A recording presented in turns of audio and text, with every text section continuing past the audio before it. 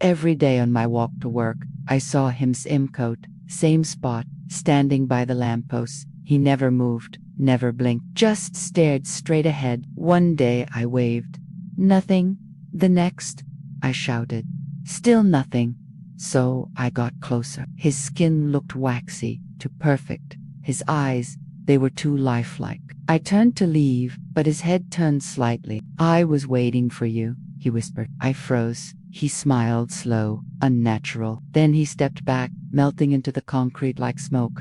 I don't walk that way anymore, but sometimes I see him at my window, still standing, still waiting. It had been a week since I first saw the man in the gray coat standing stiffly by the lamppost. A week of seeing him every morning on my way to work. A week of wondering who he was and why he was there. Today, I decided, was the day I was going to find out. As I got closer, I could see the fine details of his clothes, the slight sheen on his skin, the glassy gleam of his eyes. He was too perfect, like wax. I stopped in front of him. "Hello," I said tentatively. "Can I help you?" No response. I waved again, trying to catch his attention. Still nothing. I leaned in closer, my curiosity overcoming my unease. That's when I noticed the strange smell, a cloying, sweet odor like decaying flowers. I pulled back, wrinkling my nose. This was unsettling. Then he blinked. The eye that had been staring straight ahead now focused on me,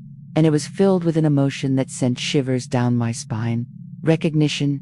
He knew me, or maybe he knew something about me. Fear pulsed through me, but I couldn't tear my gaze away from his. It was like a magnet, drawing me to him despite the terror he inspired. And then he smiled. It was a slow, deliberate movement that made my skin crawl. His lips parting, revealing teeth that were just a little too sharp, a little too long. They glistened, and I realized with a jolt that they were wet, glistening with saliva.